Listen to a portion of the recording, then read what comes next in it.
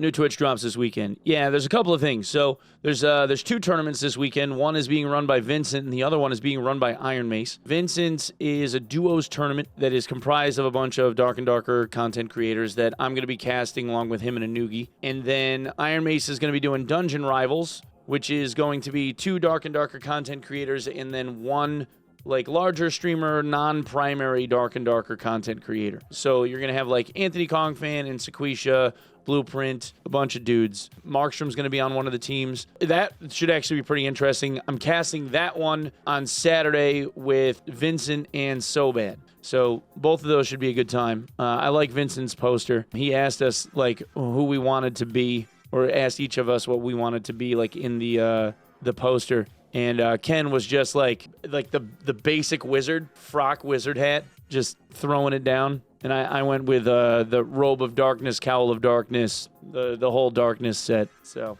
yeah. Anyway, I thought that was kind of cool. That's going to be this weekend. I'm actually going to be out of town, so I'm going to be dragging along a microphone and a laptop and probably casting from either my sister's office or my mom's kitchen. One or the other. I don't know which, but we'll figure it out. There's also going to be Twitch drops during all of the tournaments, I guess. I have no idea what the drops are going to be. They haven't told us or announced it.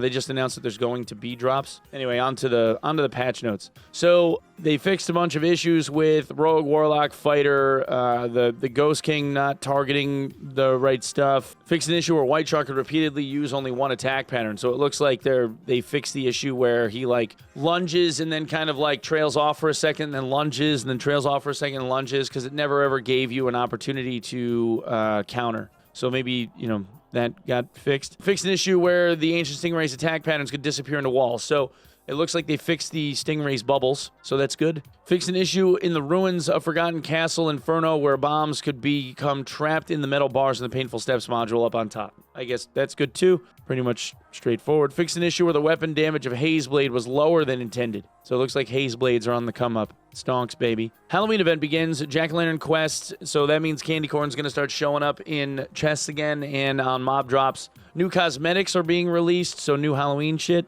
Druid's bark skin armor, so that no longer obstructs the vision of players transformed into rat or chicken form as much. Visual clarity of certain ancient stingray attack patterns, so okay. Change the name Deathstalker to Sea Piranha. Okay. Improve the dungeon result screen and the arena result screen. Yeah, okay, so they finally fixed this. In Arena, when you do random matchmaking, players will no longer be matched against the same class. Meaning, like, you can't have no 2 Arena teams will have 2 of the same class on them anymore. Even if you queue as a solo. So that's good. Horseman, Axe, and Hatchet have had their reach increased. Improve the icon for the Black Despair banner emote. All right. Reduce the difficulty of quests that had escape requirements. Improve the loot of Ice Cavern and Ice Abyss. So this also might mean that on the HR rotation that it's going to be weighted a little bit more heavily than Goblin Cave, because they said basically that Ice Cavern and Ice Abyss had shittier loot than it was supposed to. So maybe that means we're going to see Ice Cavern and Ice Abyss more often than Goblin, since Goblin's only a single level. Knockback, airborne effects, and debuffs are not applied between players in adventure mode. So a lot of the griefy shit that was happening was like people would boop each other with hydras, right? And you'd be able to get knocked off of like treasure piles or knocked into pits. People were doing that to each other like constantly. So now that they've fixed this, maybe the griefy shit will be gone. Although I guess Warlocks will still be able to curse other players and heal off of it, which is kind of broken, but who cares? It's PvE. Falchion Bargain monster balance adjusted. So this probably means that there's a new list for affinity ranks and what you're able to get. And probably they've also modified like movement speed for certain mobs and shit. Skeleton Archers now have quick shot skill again. So the Skeleton Archers, you could just use right click and like, do the rapid fire quick shot, and then they disabled it because you could just spam the shit out of it. This probably means that it's like a 2-shot volley or something. Spellcasting speed has been increased for lower knowledge values. So this is a good change, dude, because guys in white gear, if you were like a wizard or a sork or something, you were kind of getting boned, or a druid. Like if you wanted to be like a backline healing druid, the knowledge curve kind of really got boned for attack, or I guess cast speed. So this is a good change. Even if a weapon's primary attributes include true fizz, true magic, additional fizz, or additional magic damage, it can now roll additional weapon damage as a random option. So this is like Manosphere has 1 point of true magical damage on it, which means that it would, up until now, not roll additional weapon damage. So this is a good thing. It's a good thing. It just means it makes it so it's more viable. Although the Demon's Glee Manosphere fighter is just licking their chops right now. The duration of Ghost Dust Pouch has been reduced by half across all grades. Throwing knives and Francisca axes of common grade can now be purchased from vendors. Throwing knives and Franny axes of rare grade are now craftable. Okay, so you can craft not just common, but you can craft rare grade. Interesting. So you can buy greens and you can craft blues. The weapon damage of Franny's has been increased by 2. Barbarians and bards on the come up, dude. Rogues are going to be happy too. Mosquito Rogue just got more annoying. They're going to be making, dude, there's going to be so many like rare grade throwing knives getting made. Common are white. Oh yeah, that's right. You're right. Could you already make the green ones then? Yeah, common are right. Yeah, you're right. You're right. So throwing knives for any axes of common grade can be purchased from vendors. So instead of them being crafted only, you can just buy them outright. I wonder if they're going to be limited in amount or if you can just buy as many as you want. I would assume, I would guess that you'll be able to just buy a ton of them like you can with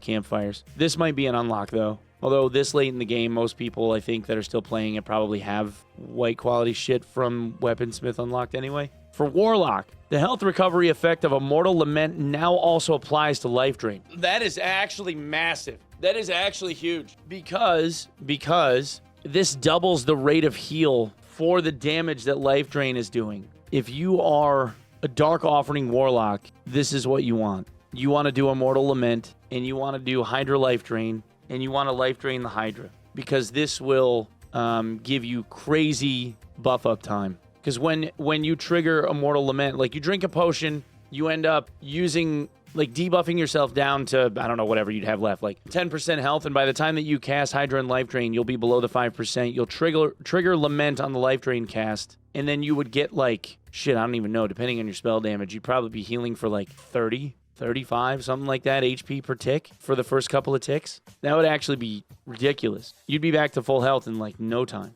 And if you had a Warlock, like just for the sake of argument, if you had like a full spell damage Warlock in cloth, wanted to be more spell centric, like let's say for Dark Offering or whatever, want to do like, I don't know, like Dark Bolt casting as your primary source of damage dealing, you could probably get like 3 ticks off a Life Drain if you had high enough knowledge. Like if your spell haste was high enough, you could probably get 3 ticks of Life Drain off of that. You'd probably heal yourself for a fuck ton. That would actually be kind of huge. We'll have to, like, when we get in game, we'll have to play with this because I think it'll be massive. For Sork, the cooldown reduction bonus of Elemental Fury has been decreased from 0.75 to 0.5, and the movement speed bonus decreased from 0.1 to 0.05%. So Elemental Fury is basically shit now. That's neat. The move speed bonus of Spell Shred for Sorcerer has been reduced from 25 to 20%. Why? Like, this doesn't even make sense.